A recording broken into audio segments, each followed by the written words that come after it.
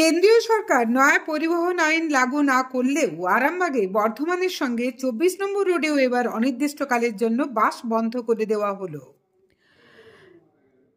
কেন্দ্রীয় সরকারের পরিবহন আইনের বিরুদ্ধে সোচ্চার হয়ে দীর্ঘদিন ধরে আরামবাগ বর্ধমান রোডে বাস চালকরা বাস অচল করে দিয়েছেন। এবার আরামবাগ বন্দর রোডে অনির্দিষ্টকালের জন্য বাস চলাচল বন্ধ করে দেওয়া হলো। কিন্তু অদ্ভুতভাবে পুলিশ ও প্রশাসনের কোনো তরফেই কোনো সদর্থক পদক্ষেপ না নেওয়ায় সাধারণ মানুষজন যাদের ইচ্ছা করলেই মোটা অঙ্কের টাকা গচ্চা দিয়ে গাড়ি ভাড়া করে যাতায়াত করা সম্ভব নয়, তারা চরম হয়রানির শিকার হচ্ছেন। বর্ধমান মেডিকেল কলেজ হাসপাতাল বা কলকাতার সরকারি কোনো হাসপাতালে নিয়ে যাওয়ার প্রয়োজন হলে সাধারণ মানুষজন বাসের উপরেই নির্ভর করেন, সেটাও বন্ধ। শুধু হাসপাতালের জন্যই নয়, স্কুল, কলেজ, বিশ্ববিদ্যালয়, অফিস আদালতে যেতেও অধিকাংশ মানুষেরই ভরসা বাস। কিন্তু শুরুতেই কেন্দ্রীয় সরকারের পরিবহন আইনের বিরুদ্ধে বাস চালকদের প্রতিবাদ সমর্থন করেছিলেন সাধারণ মানুষজনও। কিন্তু দেশ জুড়ে আন্দোলনের প্রেক্ষিতে কেন্দ্রীয় সরকার সেই নতুন আইন প্রণয়ন করেননি। অথচ এখানে অদ্ভুতভাবে বাস চালকদের কাছে হয় বিষয়টি অন্ধকারে রাখা হয়েছে, নতুবা এটাকে ইস্যু খাড়া করে ভোটের রাজনীতি করছেন এই রাজ্যের শাসক দল। এমনটাই মনে করছেন শুভবুদ্ধি সম্পন্ন মানুষজন ও সচেতন নাগরিকরা। এই বিষয়ে আরামবাগ মহকুমা শাসক জানান তিনি অত্যন্ত গুরুত্ব দিয়ে বিষয়টি দেখবেন। এদিকে আরামবাগ বন্দর রোডের বাস চালকরা কি বললেন ধরুন, আমরা তো 1978 সাল থেকে ড্রাইভারই করছি।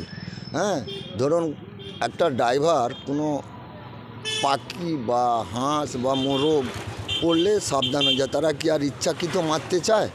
তা এতদিন আমরা গাড়ি চালিয়ে এসেছি, গাড়ির কেস হলে ধরুন মালিক সঙ্গে সঙ্গে জামিন করে নিল, ড্রাইভারকেও জামিন করলো, গাড়িরও করে দিল। ড্রাইভারের ধরুন 6 মাস অন্তর হাজিরে দিতে হলো, সেটা 300 টাকা করে কোর্ট ফি লাগে। তারপর তো আর মালিক কিছু দেয়নি, সে ড্রাইভারটা জোড়হাত করে সেই কোর্টেই দাঁড়িয়ে থাকতে হলো।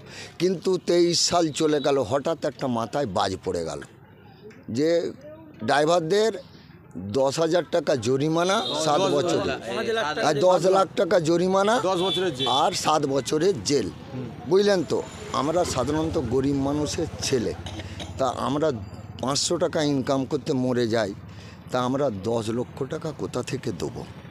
এই জন্যই সমস্ত এই বিষয়টা নিয়ে আমাদের আরও পাশাপাশি রুট সব ড্রাইভাররা বললে আমরা তো কেউ গাড়ি চালাবো না। এটা তো ইউনিয়ন তোমাকে জোর করে চালাতে বলবে না, সেটা তোমার ব্যক্তিগত ড্রাইভাররা নিয়ে তোমরা গাড়ি বন্ধ করেছো। বর্ধমানেও বন্ধ করেছিল, ড্রাইভার বর্ধমানেও বন্ধ হয়েছে, আমাদের 24-এও বন্ধ করে দিয়েছে। এই হচ্ছে ড্রাইভাররা গাড়িগুলো বন্ধ করেছে। কিন্তু 10 লক্ষ টাকা দেওয়া সম্ভব? ট্রেন অ্যাক্সিডেন্ট হলে তার কত হবে বলুন তো? সেই ড্রাইভারের কত হবে? একটা মন্ত্রীর গাড়ি যদি অ্যাক্সিডেন্ট হয় তার কত হবে? এটা কে আইন পাস করেছে আমরা বলতে পারবো না। রাজ্য সরকার করেছে না কেন্দ্র সরকার করেছে? সুপ্রিম কোর্টের অর্ডার। ব্যাস, সবাই এইভাবেই সমস্ত জায়গায় গাড়ি বন্ধ রয়েছে। সাড়া দেয় আর মালিকরা কিছু বলেছে কি?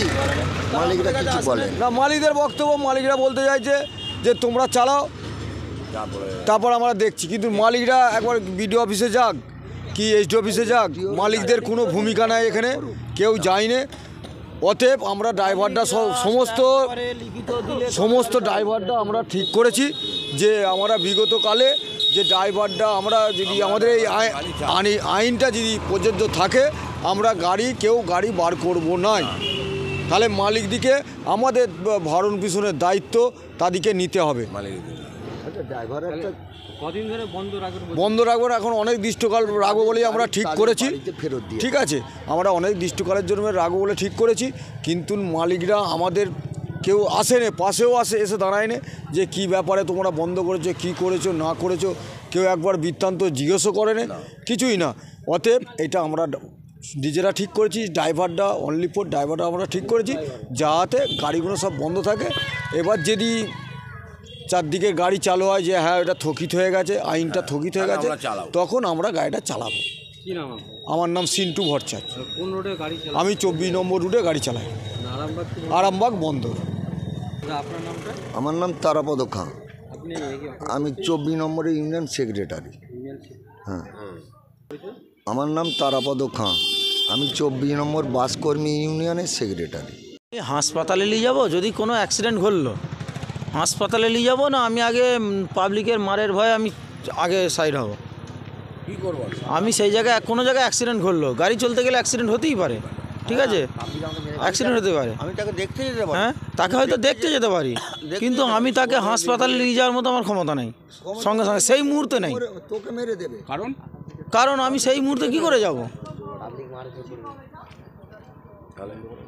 পিটিয়ে মেরে দেবে পাবলিক, তো আমাকে পিটিয়ে মেরে দেবে। আমি আগে নিজের জায়গাটা বাঁচতে হবে তো। আপনার নাম? পলাশ ঘোষ।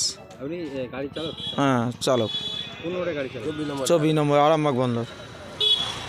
যে প্যাসেঞ্জার দুর্ভোগে পড়েছে তার জন্য তো আমি দুঃখিত, কেন প্যাসেঞ্জারের ক্ষতি যাতায়াতের, কিন্তু আমরা কি করব? আমার 10,000 টাকা 10 লাখ টাকা ফাইন এবং 7 বছরের জেল আমি কোত্থেকে দেবো? মালিকরা লিখে দেয়। কোত্থেকে দেবো? মালিকরা যদি লিখে দেয় যে আপনারা গাড়ি চালান, আমরা ও ব্যবস্থা করব, তাহলে আমি কোত্থেকে দেবো বলুন?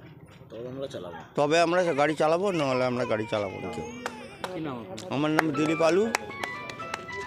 আলু, আরামবাগ বন্দর গাড়ি চালাই।